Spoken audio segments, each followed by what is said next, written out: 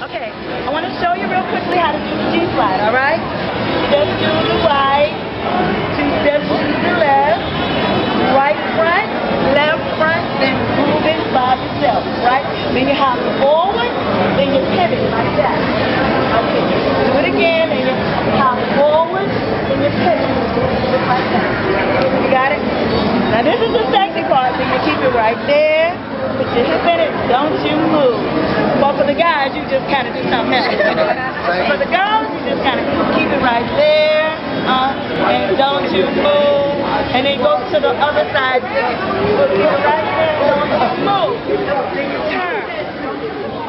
And we're going to do it again. And you just repeat it again, okay?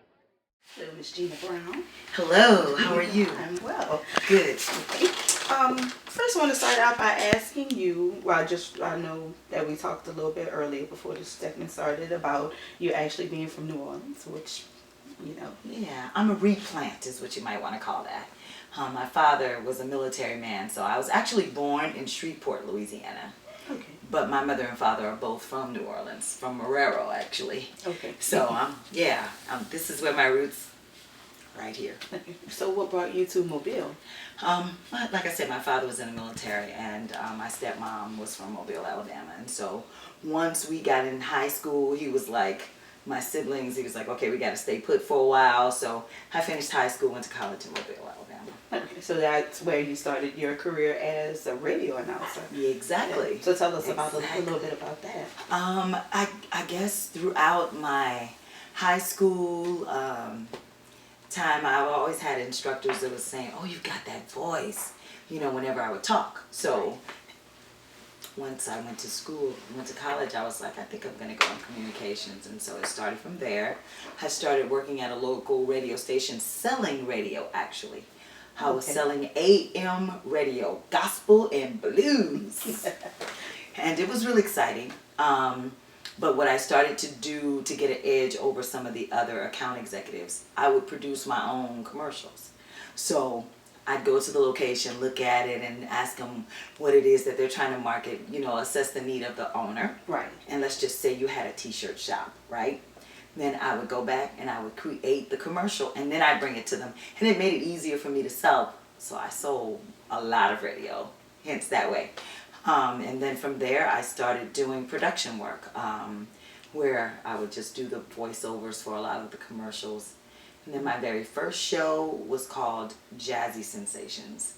And I would do the Sunday morning right after church would go off, right, kick off the little jazzy part, and then I did the Quiet Storm format for a while too. Okay. So I loved it, loved radio, but it has changed a lot. So. Yes. So how did you transition from the radio into a singing career? Well, I've always sang. I mean, just from family events and at church, and you know what I'm saying? So just like everybody else always start, I started out like that. And my very first paid gig, right, that's when you become a professional, right? That's the important one. I did a wedding, because I was actually in the Air Force myself too as well. Okay. And I came back to do a wedding for one of my classmates. And the guy that I performed with for the wedding, he actually had a band. And so he was like, do you want to come sing with my band sometime? And so I started singing with a guy named Vincent White, and he had put together a band called Flight Time, and we went from there. Okay, so how did you come back to New Orleans? Like, what brought you back home? Radio brought me back home. Okay. In '94, I came back to do Snowden Broadcast, which was YLD Q93 at the same time, and they were on Gravier. Yeah, I remember. That was okay. That was, we're gonna date ourselves here. Yeah, okay, all right. Okay. But I came back to do radio. Radio is what brought me here, and then I had my daughter, and after I had my daughter in '95, I stopped doing radio for a while and just was singing with bands. I started singing with Michael Ward, the jazz violinist here in the city, and from there, I sang with Michael for 11 years. Oh yeah, that's it. And we still do stuff together. So it's been really good. It's been a good ride. I've also had the opportunity to travel. My first international gig was with Michael Ward. We went to Brazil, and then after that, I went to, well, I was summoned by Mr. Rick Jones to be a part of his band, and they were going to Abu Dhabi. Oh, that had to be very interesting. It was very interesting. But he already had a lead vocalist, a guy named Captain Jonathan, and he just needed another female vocalist to do the female songs, and most of the band was from New Orleans. And so we went to Abu Dhabi, and that was after that, from Abu Dhabi to Japan to Malaysia to Thailand to, you know, so it kind of went countless like other exotic and man, foreign got places. quite a few stamps on my passport. That's what you need. Not the ones you put on the letter, but the ones that are in the passport are the ones that are important. So I read that you've worked with artists like, well, that you shared the stage with, I should say, artists like Freddie Jackson, Luther Vandross, countless other people. Man, yes. How was that, performing with just like those big name celebrities? I think because I came from a radio background where I was accustomed to being around artists like that, it was exciting, you know, and a little scary at the same time, because you know you always want to put your best foot forward in those type of events. But it's, I mean, from Joel DeLevert to Patty Austin, and a lot of it was, you know, concerts or either corporate gigs where, you know, like I had the honor of sharing the stage with Etta James, and that was a corporate gig where they hired Etta James, but they had the live band before her, our band before her, and that was exciting. I was going to say that had to be quite amazing. Yes, it was amazing. She was something else. So out of all of those that you have shared the stage with, could you say Etta was your most, you know, one of the most favorite of them, or did you have another that might have held just a little bit more special place? Wow. Etta was probably the most memorable. Okay.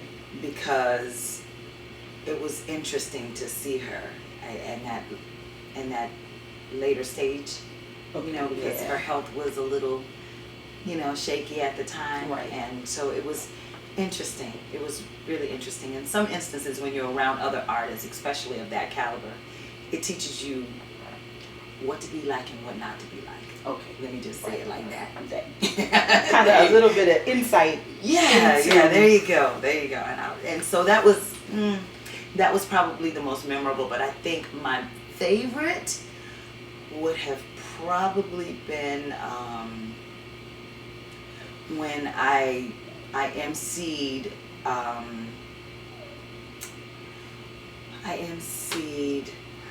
the Essence Fest, one of the super lounges, and Regina Bell, I was the MC for that particular stage, and Regina Bell was on that stage, and Legacy, and those were my ultimate favorite shows, because I forgot I was MCing and I was like a groupie on the side, you know, so I think, those had to be my favorite. I mean, Legacy within herself is just like a phenomenal artist. I am a fan.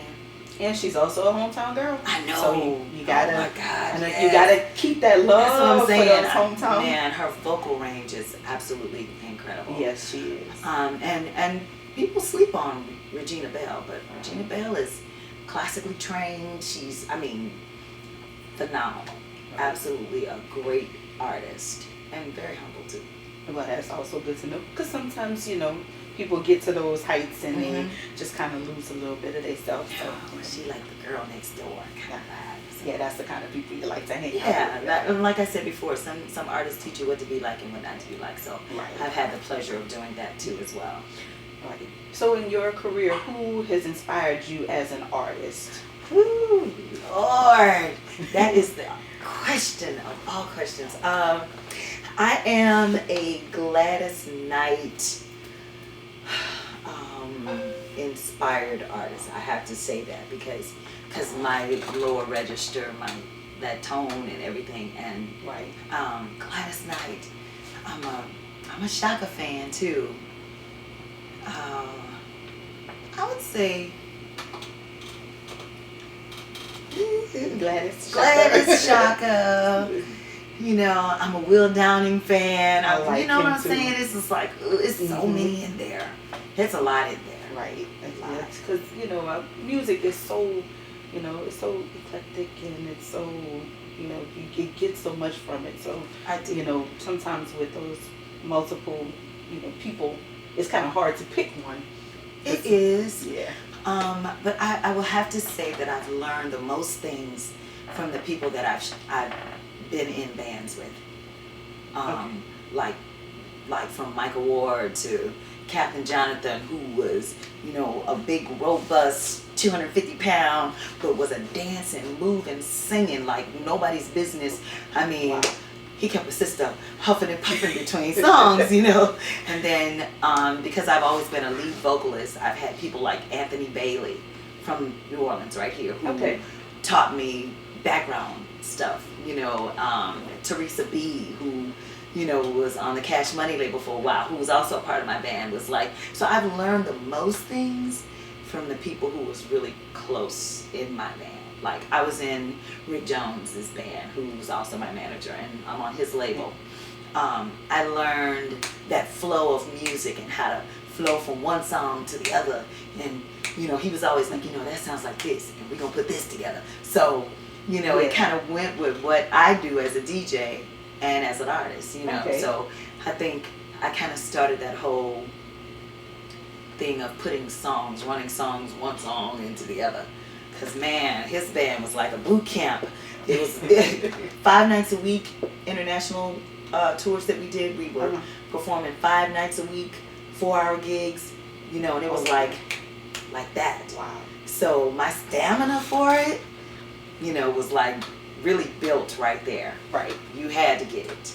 You had to get it. So, and he was one of those, we're going to flow from one song to the other. So I was glad he had some other singers up there who could, your turn. It was like we played tag, your turn. You got to catch your breath somewhere in the middle of that. Oh my God, yes. So yeah, I've learned a lot and the most from the people that I've been in their bands. Though I've been, you know, fascinated and big fans of my Gladys Knights and Shaka Khans and Will Dowlings and Lettucey, and I still say that the people that have been closest with me, I've learned the most from. So I know you just mentioned Rick Jones and the label. So what's the label's name? Jaguar Records. Okay. And how long have you been with Jaguar? 2002. 2002, and I was going to say too long. No, I'm just kidding. 2002, and it's been an amazing ride because I had no idea that I would be, I guess, a recording artist because I like performing. Right. You know what I'm saying? The live. But I recorded my very first CD in Thailand. Oh, that would be interesting. And it was crazy how it started because his vision was for his band, the Hit Squad, to do everybody to do a CD together. Okay. And you know, everybody was kind of iffy, and you know, because we worked at night, didn't want to get up and go to the studio during the day, you know. Right. So he was like, "Okay, I'm gonna do a CD on you, and we're gonna start with you first." And then, man, the very first CD was crazy because I think I had 1 or 2 songs. I'm trying to remember. That one of the songs went to the top 10 charts with a girl group called 3G, I think. Okay. And they did one of the songs off of my CD called Every Time. And they wanted to learn how to sing it in English, you know, and the song went to the top 10. So that was an exciting ride for that part. The second CD, it was, wow. Somehow it turned out being a Southern Soul CD because when we started getting music from other people, you know, who was sending in songs and everything, it just happened to follow that. But it started with Mel Waiters, the late Mel Waiters, where we went to his studio and he was like, let's do a girl anthem. And that's my phone ringing in the middle of the CD, in the middle of this interview. I'm sorry. We don't even hear that. We don't hear the phone. We don't hear the phone. Nothing. It's not even happening. But we went to the Mel Waiter studio and we recorded an anthem. That's what it was like. Okay, we're gonna record an anthem. Something for women, because here in New Orleans, like Rick was explaining to him, the one thing in New Orleans that the women will get up and dance. They don't even need a partner. Nope. You know what I'm saying? They just get up. They be like, "Come on, girl, let's go," and everybody go to the dance floor. Right. So he was like, "Let's just do a song where women gonna sing along, kind of, And so I was like, "Let's do a dance, a line dance or something." And so that's where the G slide came from. I was gonna ask you about that. That's exactly where the G heard slide about came it. from. Yeah. Can you show us some G slide? Girl, yeah, I can show you the video. Hold up. Party people to the dance floor. Come on. I got a new slide, that's for sure. Come on, everybody get up. Party people to the dance floor. It's called the G slide, that's for sure. Come on. 2 steps to the right, 2 steps to the left, right front, then left front, then groove it by yourself. I was very interested in wanting to see the G slide. We created the dance and everything right there in the studio, and it was fun. I will say it was fun. It was Mel was kind of he's one of those laid back kind of guys, God rest his soul. Right. But he was laid back and he was like, "Yeah, I like it. Yeah, I like it." everything he was just kind of like that. It was like he was okay with it. Yeah, I like that. Okay. So we created the G slide in the studio there, and then we did another song called "Write a Letter," which hasn't been released from that CD yet. So it went from the line dance, and then we did something a little funky. I write myself a letter, and it was like different. Yeah. I don't even know how all the Southern Soul stuff came about, because then after that we still started getting music from people like Lomax, who wrote I can't remember the name of the song. And I know, right? You're gonna kill me. No, it's gonna pop like at the It's end. gonna pop at the end, right? Because I'm trying to remember so many that's it. things. I think, was it "I'm a Lady" or was it "Good Man"? One of the two. I don't know. I think it was "Good Man" we recorded off of that. And then we had, oh my God, songs that came from some of the local artists here. Okay. Jay Diamond and Javon Brown had a track that I liked, and we wrote "I'm a Lady, Not a Hoochie Mama" to that. But you gotta hear, girl. It's like, I was gonna say, wait a minute. yeah, right? I'm like, that sounds like something I need to listen to. Not a hoochie mama. All right. Okay. But we had a lot of fun with it. It was, and I wrote a lot of the stuff, a lot of the lyrics. Okay. It was interesting because I wasn't really, I don't consider myself a good recording artist. I really don't. So do you consider yourself more of a... I'm a performing artist. So the recording artist part was really hard for me. Okay. Because, when you're in a booth, I need people. You need that audience. I need people. I need somebody to sing to, you know what I'm saying? And I kind of pushed away from kind of doing a lot of it. But once I got into it, even my daughter was involved in us, writing some of the stuff. We have like little writing sessions, just be coming up with stuff, creating stuff. Okay. Jones would kind of like say, "Okay, I got a hook for you," and then he'd share the stuff that he have, and then I kind of change it a little bit. Everybody would add their little part. So it was exciting. It was exciting, and I enjoyed it. I really did. From it, we've had 5 singles off of this. Oh, nice. 2 that's been #1 on the blues charts.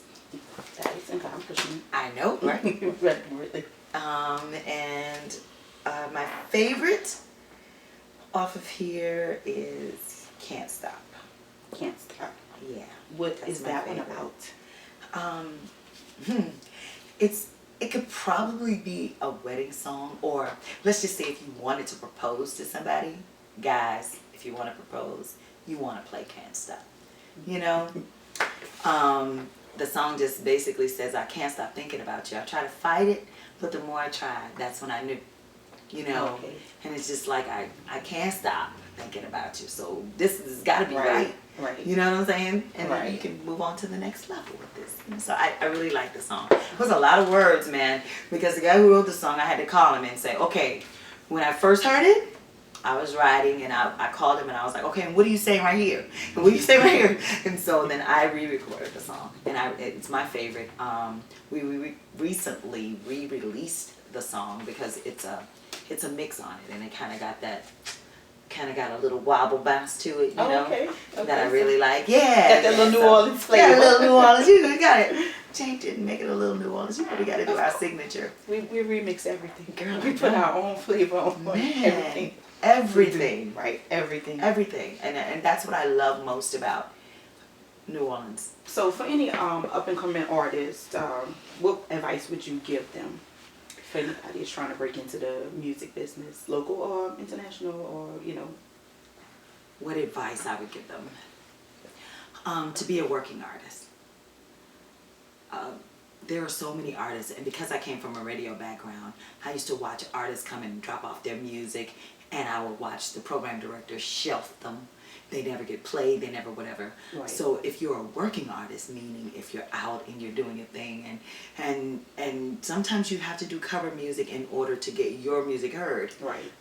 I would say be a working artist so that you're always developing your craft. I mean, a lot of people will tell you, I definitely got better over the years. It's not, I don't even know